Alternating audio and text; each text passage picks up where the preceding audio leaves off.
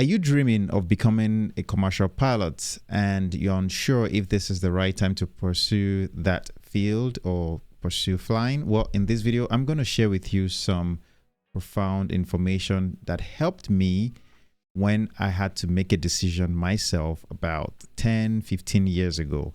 And the reason why I'm sharing this is because I know that a lot of people on this channel are mostly aspiring pilots. Some are starting their training, some are in their training already.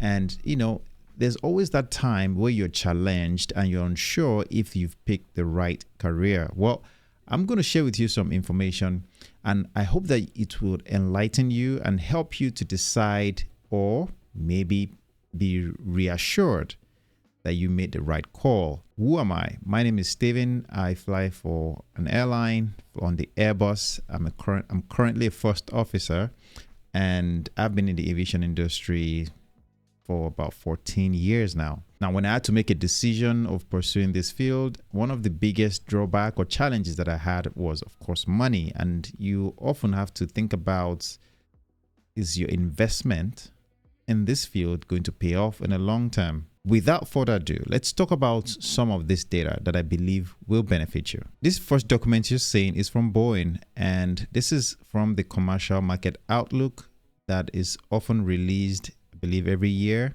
and they project what is likely to happen in the next 20 years in the aviation industry.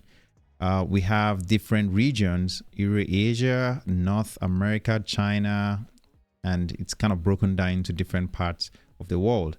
And as you can see, it says Eurasia, it's going to be, they're projecting deliveries about 9,785 airplanes, all right, which would be a 22% increase.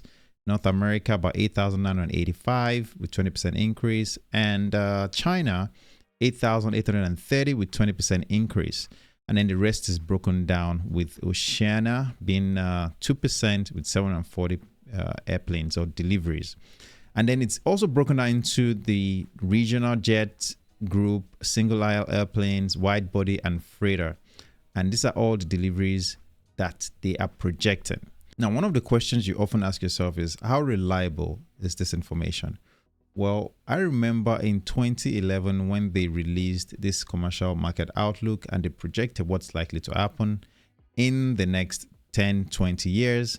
Majority of those deliveries and predictions were actually met, and they actually have a data to show for that as well. This document you're seeing on your screen right now was actually the projections over the course of time, of course. Now, as of 2004, these were the predictions or projections they had. And outside of COVID, as you can see, there was a huge decline, and the recovery is somewhat almost back to where it is right now, where it should be. The predictions has been actually pretty accurate. In gathering more information, I also found the Commercial Market Outlook from Airbus. Airbus also is projecting the demand for 42,430 new passenger and freighter aircraft over 2024 to 2043. And it's kind of broken down as well. Typically, single aisle airplanes are projecting about 33,510, and wide body, they're projecting around 8,920. Now, what does this information mean to somebody that is thinking of pursuing a career as a pilot? Well, it means that as the world expands, as the GDP of the world in general, different countries evolve and grow, then these aviation industries within these different regions will continue to need airplanes. And with airplanes comes the need to fly them, maintain them, and crew them. Flying them is one area that I'm talking about, because as a pilot, this means opportunities will continue to come up outside of global events or catastrophic global events, of course, like the pandemic that we experienced not so long ago. But one of the important things that is posing as a threat to any job right now as a pilot is the single pilot operations. Would you want to be on an airplane as a passenger knowing that there's just one pilot operating that airplane? I'm curious to know your thoughts. So share it in the comment section below, because we live in a world where people trust things, right? You read things on the internet and you believe it for what it means or what it says. when in reality, that thing is not true. But when it comes to flying, I believe safety has always been priority. And there shouldn't be any reason why an airline should be taking unnecessary risks in making a few dollars, right? It's all about a profit. We get that because these airlines, they are driven to make profit. But in reality, should we be thinking of taking a pilot off an airplane to leave one pilot operating that airplane? There's so many things that could go wrong. But this is exactly what has been on the radar recently. And this is from the EASA website. All right. And it says it here, EAMCO's of SIPO extended minimum crew operations, single pilot operation safety risk assessment framework. And it kind of talks about, what they're thinking about, the expected outcomes and things that they've done.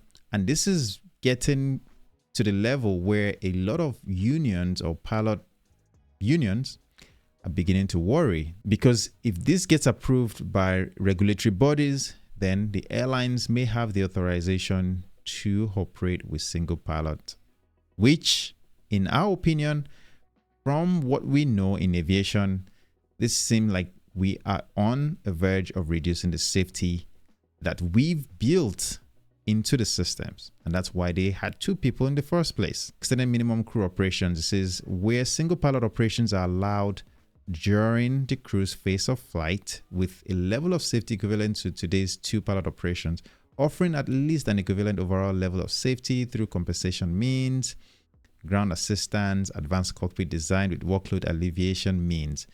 Ground assistance means somebody's being able to, again, maybe see what is going on and help in case something comes up. But in my opinion, nothing beats being on the airplane if something were to go wrong. The second one is the single pilot operations, where at a later stage or end-to-end single pilot operations might be allowed, offering at least a level of safety equivalent to today's two pilot operations, provided that compensation means are in place, ground assistance, advanced, similar stuff as well. And this just sounds very scary in my opinion. Now, I know that all these airplanes are designed to literally, they can take off at this point for most of them, and they will take off and land in most places, all right? But there's always the need for that two pilot, in my opinion. I'm curious to know your thoughts. This is the biggest threat that could change the need for the number of pilots that are expected to be on these airplanes if these things go through regulations. Now, the biggest concern, of course, is safety. No matter what we try to pursue, whether it's profitability or anything, our goal should never be to minimize safety in this world where safety should always be number one. Understand that these projections have been quite accurate over the years. You're worried about single pilot operations. Think this is a threat for sure, because we are not sure where things would go, and with advancements in technology and artificial intelligence, things can begin to change the need for the number of or the amount of pilots actually required on those airplanes. I'd love to see you in the next one. If you haven't subscribed yet, please feel free to subscribe to the channel and take care.